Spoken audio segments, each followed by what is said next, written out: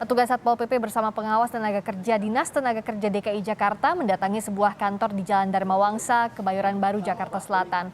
Perusahaan yang bergerak di bidang periklanan ini masih mengizinkan para karyawannya bekerja di masa PPKM darurat. Di dalam kantor, petugas mendapati 6 orang karyawan sedang bekerja. Selain itu, petugas mendapati beberapa pelanggaran lain, mulai dari ketiadaan tempat cuci tangan hingga tidak adanya Satgas Penanganan COVID-19 di perusahaan. Oleh petugas, perusahaan ini disegel selama 3 kali 24 jam dan untuk sementara dilarang beroperasi.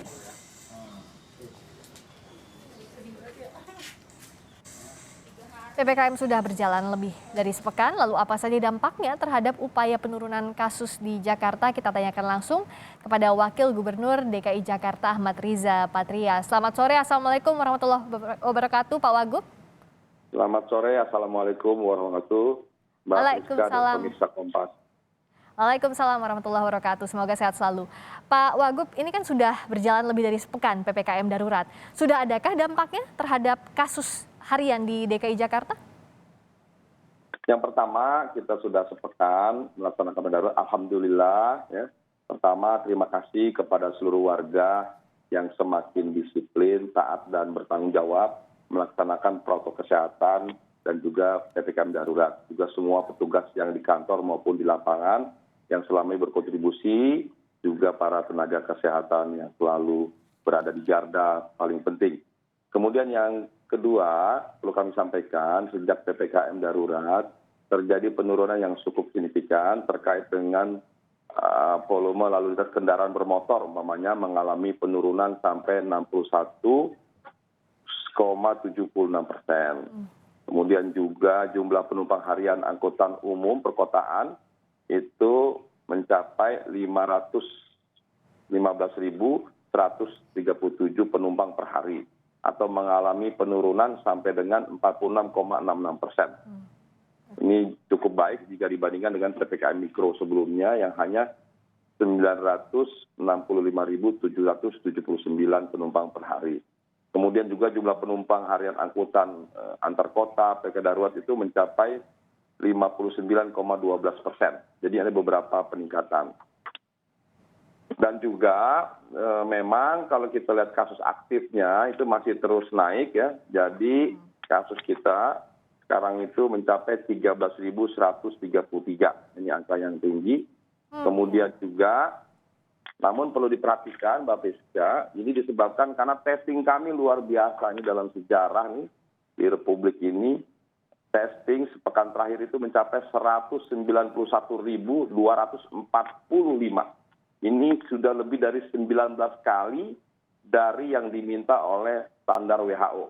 Ya. Nah, jadi inilah yang terus kami sampaikan, tugas warga 3T, 4T, 5T, maaf 3M, 4M, 5M, tugas kami pemerintah, aparat itu 3T. 3T diantaranya adalah testing. Nah testing terus kita tingkatkan, tujuan meningkatkan testing adalah agar mengetahui titik-titik penyebaran COVID atau titik masalahnya pada COVID-19 ini ada titik penyebaran. Dengan mengetahui titik penyebaran, caranya yang memperbanyak testing. Kemudian nanti kita mengetahui di mana saja, kemudian dilakukan kontak tracing, dan baru selanjutnya ada treatment.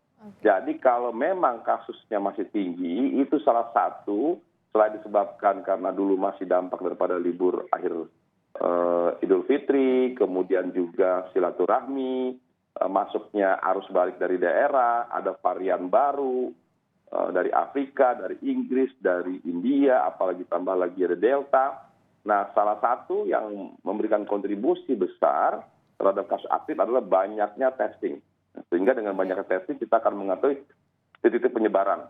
Oke, jadi sekalipun kita bersyukur angka kematian turun di 1,4%, angka kesembuhan masih di angka 85,2%. Oke. Jadi yang digencarkan testing, tracing, ya bicara soal treatmentnya karena tadi kasus aktif hariannya juga masih tinggi. Hari ini 13.133, ini berdampak juga dengan tingkat keterisian rumah sakit kah Pak Wagub? Artinya masih tinggi juga kah keterisian di rumah sakit? Jelas, memang rumah sakit kita sudah mencapai 92%. Dari kapasitas 11.522 mencapai 10.623. Ruang ICU dari 1.470 sudah terpakai 1.390 atau 95%. sekalipun kami terus meningkatkan jumlah rumah sakit rujukan, tenaga kesehatan, laboratorium, berbagai fasilitas lainnya, oksigen, masker, vitamin, obat-obatan, semua upaya kita lakukan.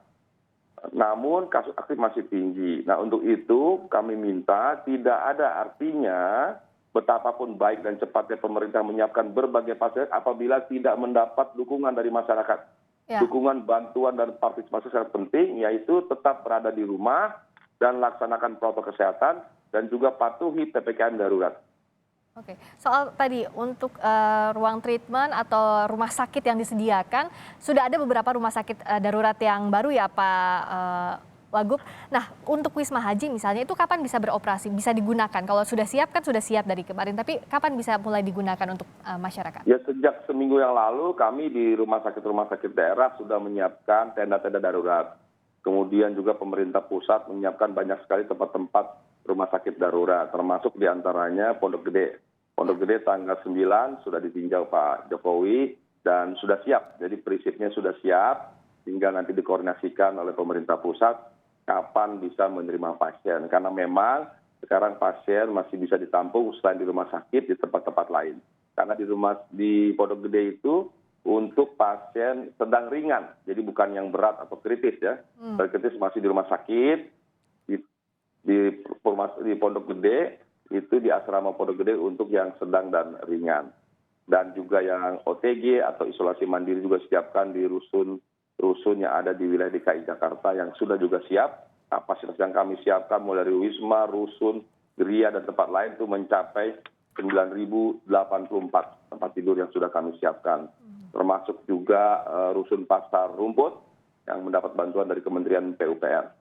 Baik. Jadi pada prinsipnya kalau rumah sakit darurat yang disiapkan di awal masih bisa menampung, rumah sakit tambahan ini belum menerima pasien. Artinya prioritasnya masih ke rumah sakit yang awal diperuntukkan untuk penanganan COVID, begitu Pak Wagub? Iya, pemerintah mengatur, pemerintah daerah, pemerintah pusat, sesuai dengan kewenangan masing-masing mengatur mana-mana yang diprioritaskan dan didulukan. Prinsip kami tambah terus, seperti di Pasar Rumput, Pak satu tower sudah lengkap, kita tambah tower kedua, tower ketiga, bisa juga di Nagrak, dan di rusun-rusun lain kita tambah juga tower-tower lain untuk bisa memenuhi kebutuhan pasien untuk dapat kita layani secara baik.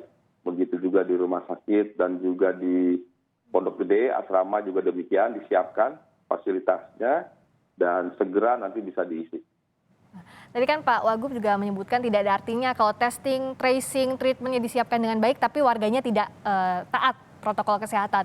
Nah, kalau dibandingkan dengan minggu lalu, Pak Wagub, bagaimana ketaatan perusahaan maupun karyawan dibandingkan sebelumnya, dan apa langkah antisipasi Pemprov DKI agar tidak ada lagi yang bandel dalam hal ini?